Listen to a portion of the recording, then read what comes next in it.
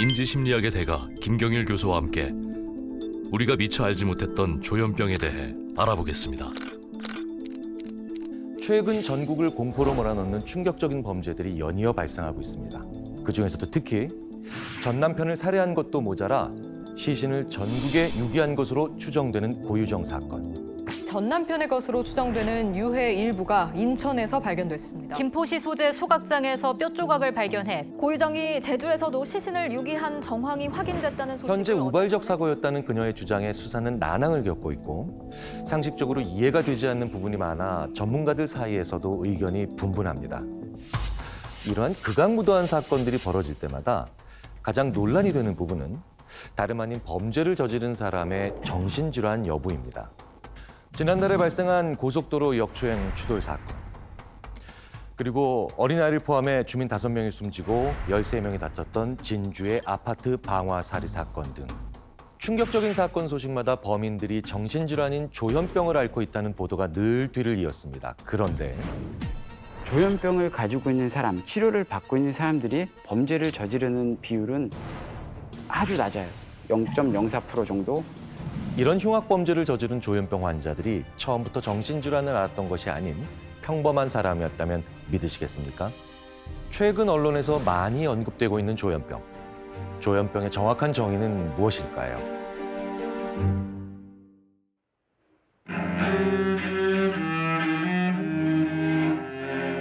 다소 불안정한 음정을 내는 첼로. 잠시 후 다시 연주를 해봤습니다.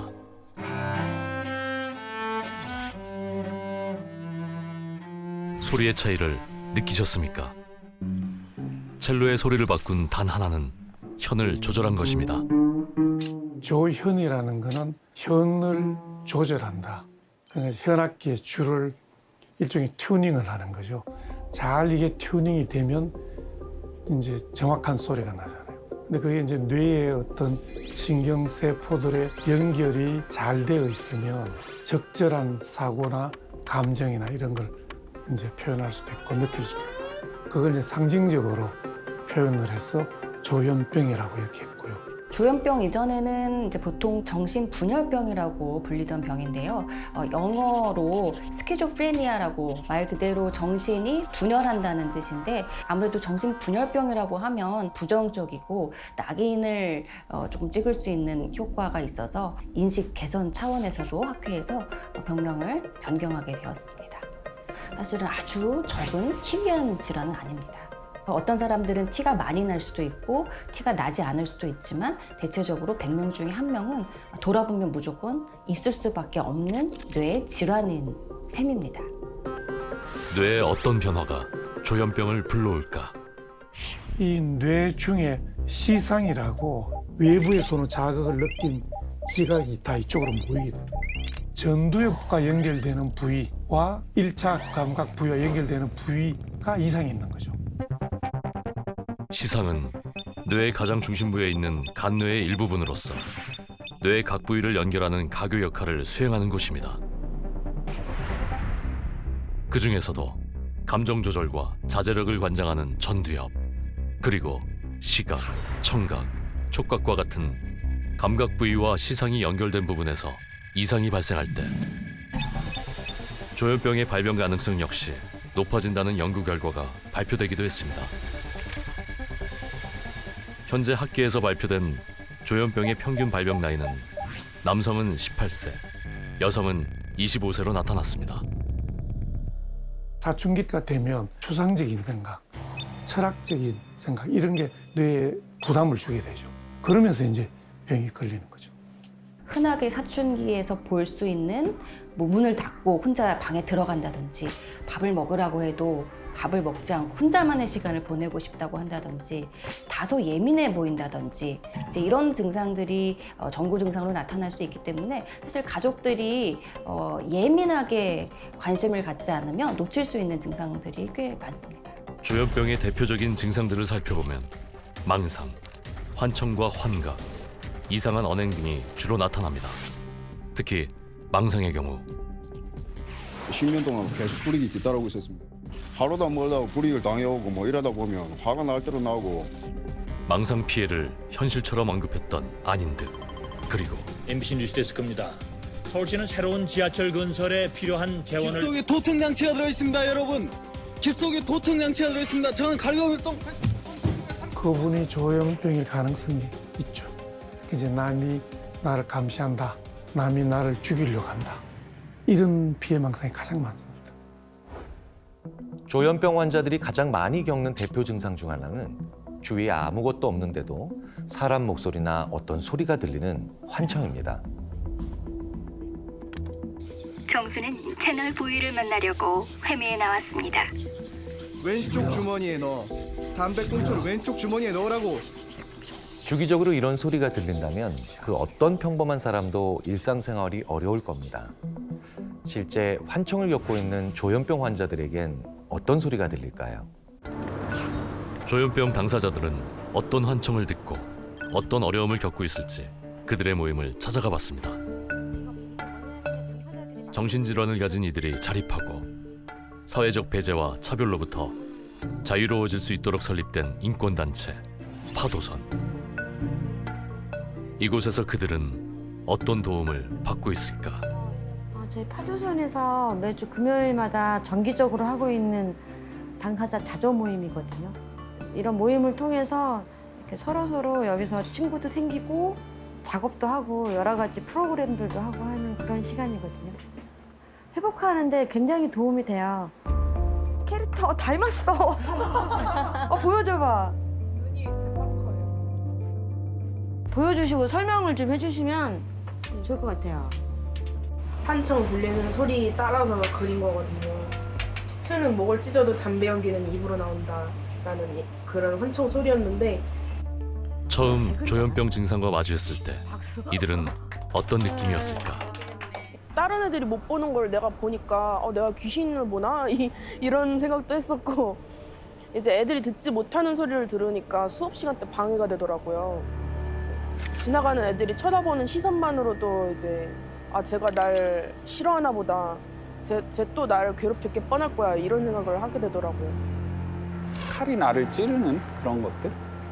근데 환통도 같이 오죠. 그때는 칼을 찌를 때 막 여기 배가 아프다거나 막 그런 거. 어디가 집에 가야지 이런 소리가 들리기도 했고 막 노랫소리가 들리기도 하고 그랬던 것 같아요.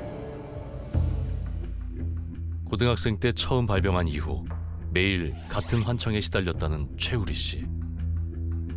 하루에 3번쯤 한 아줌마 목소리가 들렸는데 역 같은 이렇게 이제 벽 쪽에서 소리가 난다고 생각을 했거든요. 그래서 벽에다 이렇게 손을 대고 소리야 멈춰라 하면서 손을 딱 대면 소리가 안 나더라고요. 돌아다니면서 그렇게 벽에다 손을 대고 이러니까 엄마 아빠가 이상하게 생각해가지고 저를 강제 입원시켰거든요. 엄마한테도 얘기를 해보고 그리고 그 친구들한테도 얘기를 해봤어요. 그 뒤로 이제 친구들이 저를 싫어하더라고요. 그냥 말 그대로 힘이 들었어요. 그냥 아무 이유 없이 그냥 죽고 싶다는 생각도 들었고 밑도 끝도 없이 바닥으로 떨어지더라고요. 최근 극소수 조현병 환자들이 저지른 범죄로 인해 다수의 조현병 환자까지 폭력적이란 인식이 생겨난 상황. 조현병과 폭력성은 진짜 밀접한 연관이 있는 것일까? 조현병에 대한 오해를 풀기 위해 특별한 자리를 마련했습니다. 조현병 환자들을 21년간 치료해온 전문의와 조현병과 폭력성이 실제로 연관이 있는지 이야기를 나눠보았습니다. 이 교수님, 그 발생 확률은 높지 않지만 어쨌든 조현병을 앓고 계신 분들이 이제 폭력적인 그런 결과를 만들어낼 때 이런 의학적인 그런 발현 과정의 얘기를 해주신다면 어떻게 말씀을 해주실 수 있을까요? 그러니까 조현병은 일부 분들, 사실 그분들은 조현병과는 또 약간 무관하게 어렸을 때부터 폭력에 많이 노출됐다거나 그런 성장 과정을 가졌다거나 이미 문제 해결 방법으로 폭력을 선택한 성격이 있는 분들이 많습니다.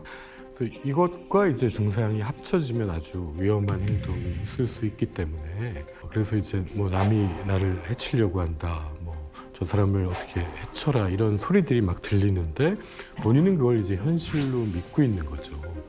조현병과 관련된 범죄의 이유가 또 이제 뭐 있습니다. 치료와 지원의 연속성이 매우 중요한 점. 연속성. 네. 근데 이제 산업화되고 핵가족화되면서 부모님이 연로하시고 형제자매는 없거나 한 명 정도니까 돌볼 사람이 없어지고 있습니다.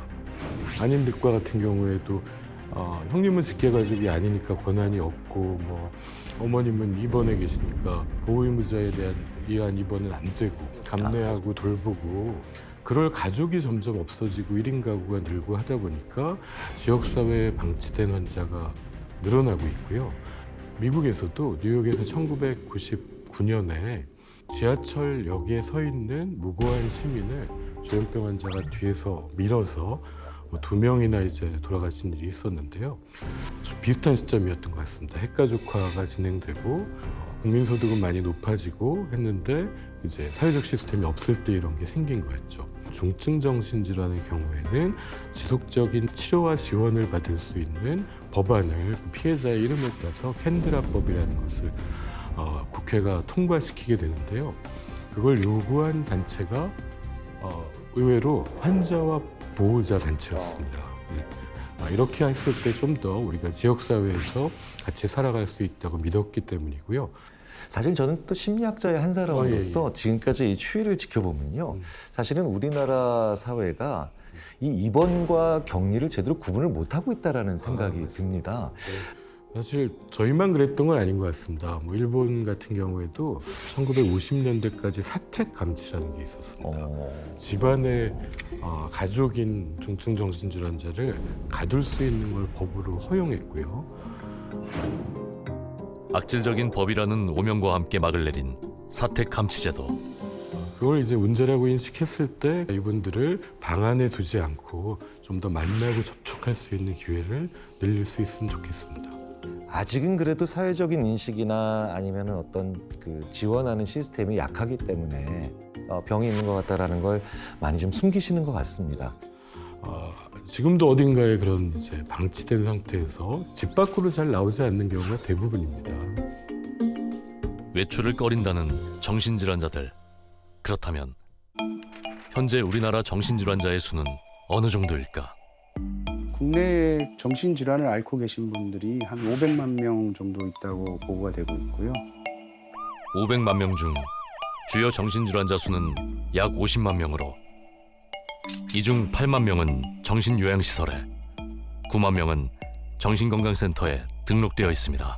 그렇게 볼 때 50만 명 중에 한 33만 명 정도는 관계기관에 파악도 되지도 않고 있고 관리가 안 되고 있는 상황이라고 볼 수가 있겠죠. 지금 이제 그 문제가 굉장히 중요한데요. 전 세계적으로 조기 발견, 조기 치료로 다 갑니다. 그래서 병이 발병하고 난 다음에 치료하면 늦기 때문에 OECD 국가는 거의 대부분이 정신과 영역은 공공의료 부분에서 80~90%를 커버하고 있습니다. 사회 안전망하고 관련이 있죠. 사고가 나면은 일반인들이 좀 문제 생기잖아요. 그러니까 그런 시스템이 되어 있는 거죠. 하지만 실제 범죄율을 살펴보면 정신질환자의 범죄율이 비정신질환자에 비해 약 28배나 낮은 걸 확인할 수 있습니다. 그러나 이와 반대로 다시 범죄를 저지를 확률은 비정신질환자에 비해 높은 상황. 모두가 상생하는 안전한 사회를 만들기 위한 대책은 없을까? 지금 5가지 종류의 강제 입원 제도가 있습니다. 하나는 자의 입원이고요. 하나는 동의 입원이라고 해서 본인의 동의와 보호자의 동의 1인이 있으면 할 수 있는 거고요. 그다음에 보호자 동의라고 해서 보호자 2명 이상 동의가 있으면 입원시킬 수 있는 제도가 있고요. 그다음이 이제 행정 입원이고 그다음이 긴급 입원이에요.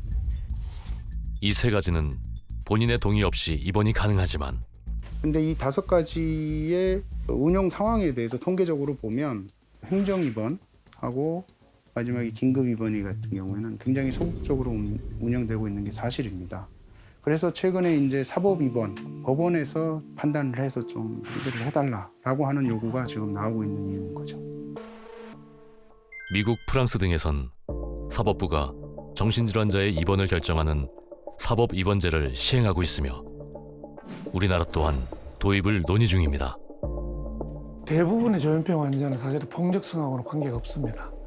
오히려 이제 좀 대인 관계를 조금 피하려고 하고 어려워하고 또 오히려 또 낙인이 더 찍히는 그런 일이 있는 것 같아서 정말 안타깝습니다. 그래서 자기들만의 공간에서 감추게 되고 감추면서 또 치료는 당연히 잘 안 이루어지게 되겠죠. 때문에 그런 악순환 속에서 이러한 범죄로 이어지는 사례가 나올 수도 있는 거거든요.